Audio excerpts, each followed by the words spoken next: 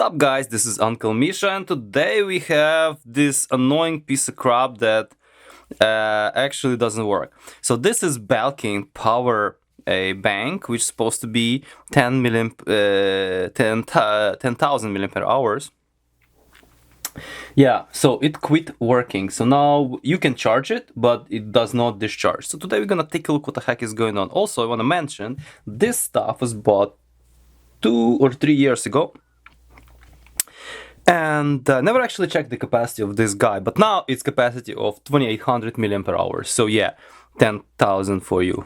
So yeah, we're gonna check what the hell is going on with this guy, if it's even repairable. If it's not repairable, we're gonna, I guess, scrap it or something, because sorry, my voice is crackling.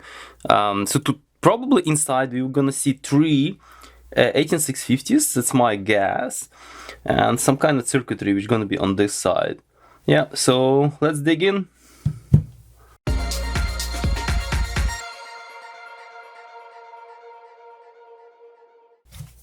Okay, also I already tried to actually get into it, but then I decided to, hey, wait a second, you can make a video out of this, and I stopped. I'm not gonna really be gentle with this guy because it's inoperational, and now it's actually even more disappointing. Sorry for my cut, actually. I need to tape it with something. This looks kind of horrible.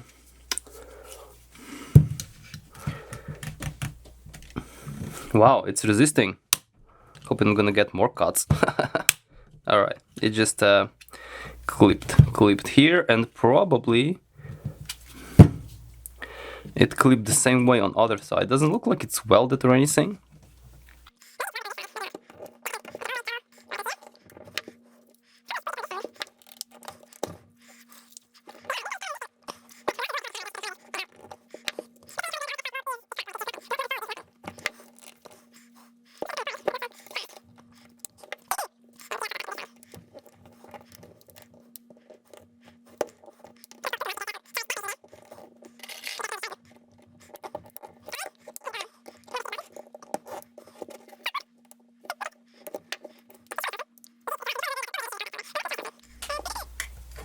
Oof.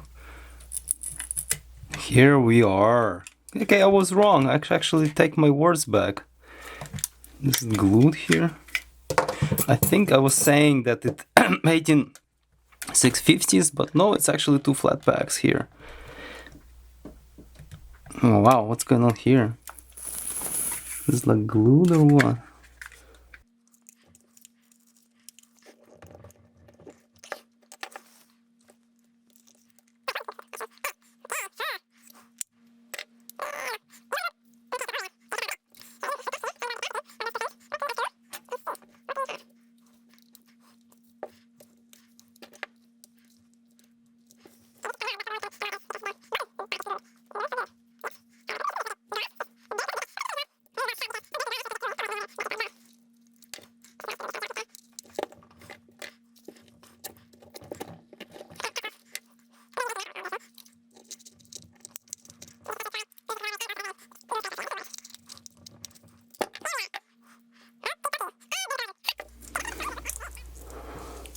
Okie dokie.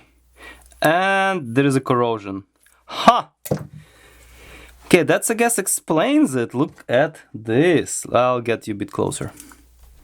Okay, so we have corrosion. We have corrosion right over here. We have corrosion right over here. And we have corrosion right over here and here. Oh my god, it's a lot of corrosion happened here. Let me peel this thing off. How is this possible? Okay, well, this thermal goop, I don't like it. Yay. Okay, not sure what to say. How the heck it's all got... My god, look at this, how much corrosion is right here. Was it a water ingress or... Yeah, clearly water got through this USB connectors. Look at this, it's all rusted. I don't know how this has happened. Okay, well, that's explains it, guys. I was blaming this crop because I thought it's just a crop, but looks like no, it's actually misused. The corrosion got to it. Oh, there's a little thermistor there, like here probably, in between, yeah, sandwiched in between those cells. So two cells connected together. I thought they will be, those obviously a single cells, they connected together. I thought that they're going to be in parallel, making 7, whatever, what I'm talking about, 7.4 volts, but no, looks like they are, sorry, they are in parallel, so what I'm talking about, they are in parallel. I thought they are in series, yeah, because it's better to keep higher voltage, but yeah, no, just two cells. And what is the, really hard to see, but it actually says here, the capacity of each cell.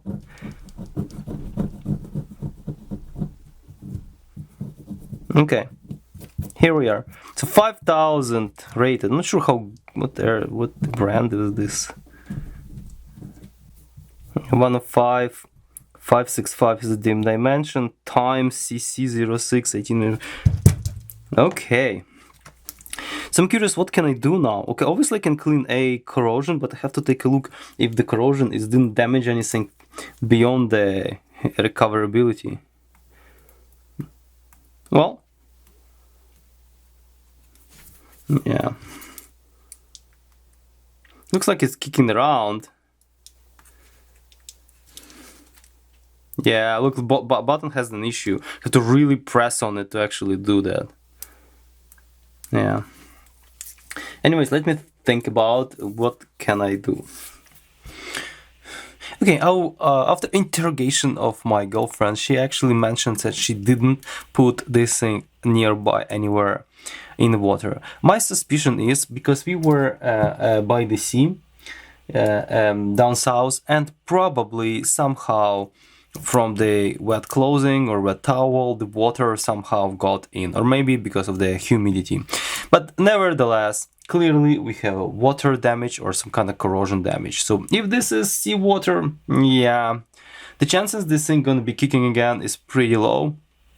But again, so what I can do now is actually get some alcohol, try to clean it up with the toothbrush I have here, you know, just clean it up as much as I could and put it back, try to put it back to action. What else I can do, I can completely well, I cannot desolder, just rip this thing off, because it looks like they are spot welded, and then put this into ultrasonic cleaner, you know, with distilled water for some time, and change water a few times, and then make sure I removed all oh my god, this is really bad too. Yeah, I think this guy's is goner. Probably the batteries is the best thing I can pull out of here, and maybe like some, I don't know what, some bits and pieces, like, how about this? Yeah. Anyways, so let me actually clean this up. I'm gonna remove the stickers, I'm gonna remove this shmoo, and to see if it can be removed even. No, it's probably can't. Yeah, just try to clean this up because I don't think I need it. I know, even underneath. It's exactly the same, by the way, shmoo, which actually used to glue all these crops. Like, it's kind of silicone, but it's hard. So I hope I didn't gonna rip any kind of components here together with it. Let me also remove this sticker and see what's underneath. Not much really. Okay, that's good, but still some corrosion even visible here. This is rusted completely. Nuts. Anyways, let me use some alcohol on it first. Gonna apply this in quite liberally.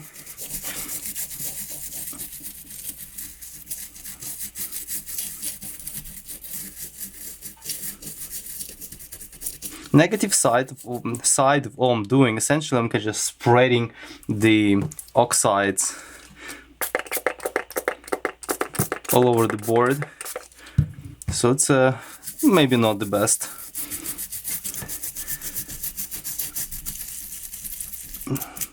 Approach here, because you literally, when you do that, you cannot really wash it off, right? You're just essentially cleaning it up. Yeah, a better idea is just like let it kind of drip down, kind of wash it off. Maybe that's gonna help. But first you have to like work it.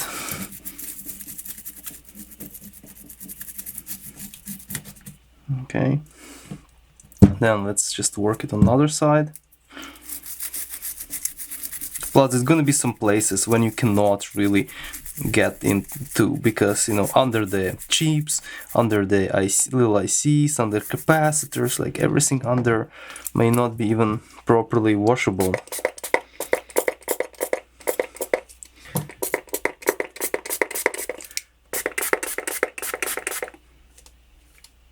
Yeah, let me just let it drip and I'll bring some paper towel. Here's the actually quite absorbable paper towel. So you do this, here's a little trick. So if you want to absorb lots of things, you just do this and do like this.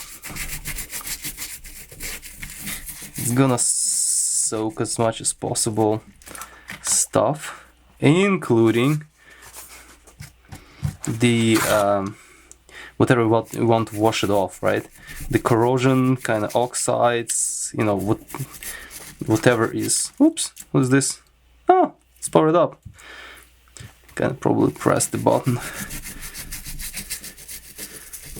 So that's a good idea because it's gonna absorb crap as well. And this paper towel is quite absorbable. Yeah. Okay, I think we've done best we could here. Let it dry, but doesn't matter. Shoot. Lots of crap here. I'm gonna just this we need. I'm gonna clean this up in the meantime. Alright, so I gave it quite a few rinses because when I looked a little bit close, I noticed that over here, even after one cleaning, was still lots of like green crap. So I did another rinse, and I don't know. Hope it's gonna be you know, helping. Otherwise, it's just yeah, it's game over. Okay, so what are you gonna do now? I do have this drop here. Let's see if it's gonna kick in. Okay, so we usually have to press the button. Why I need to press the button for this thing to actually kick in? I don't know, but here we are. Let's try to crank it up and see. Okay, right now it's at 2 amps actually. Wow, 2.5. Okay, wow, almost 3 amps. It's not too bad. Okay, so that's sort of positive. So what I have to do, this thing says it's full, okay? Let me try to charge it, and let's see where it's gonna go. I'm gonna use micro USB, don't have at the moment a USB-C, but micro USB charging is right here.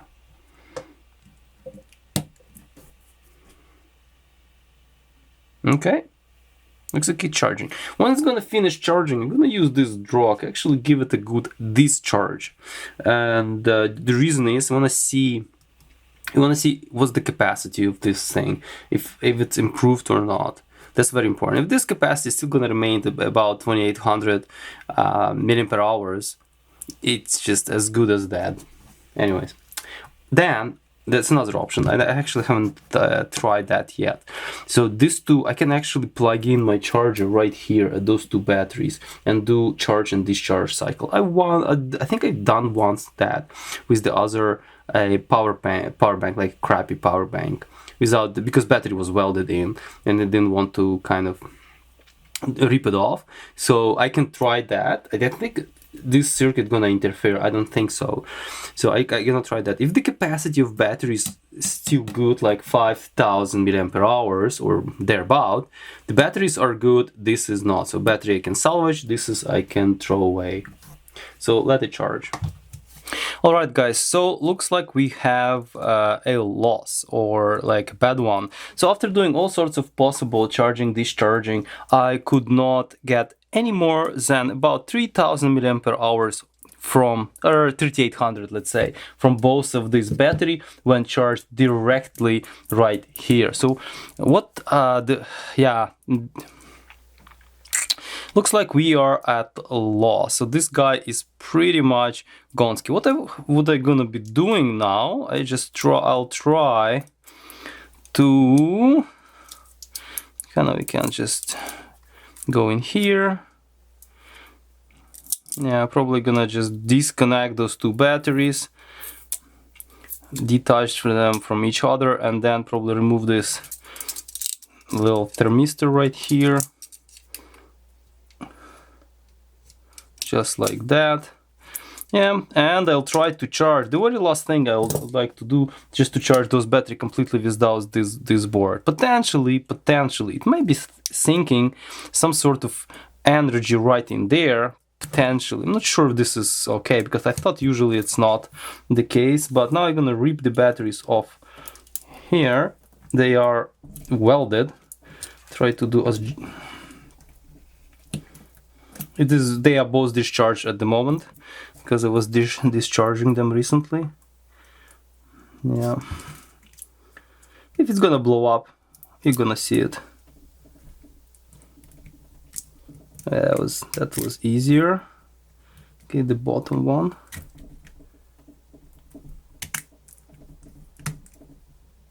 That's not as easy.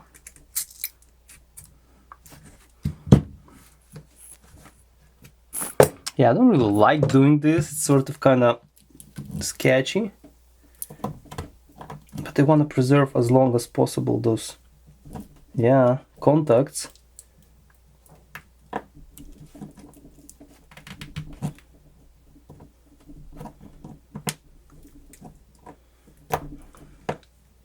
Okay, this is okay. Now it's better. Now we can have a little bit more freedom, because I won't be able to short anything.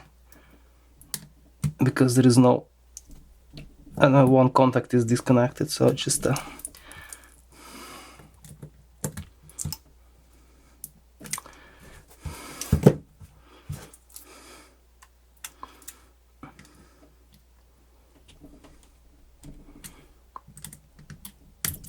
all right.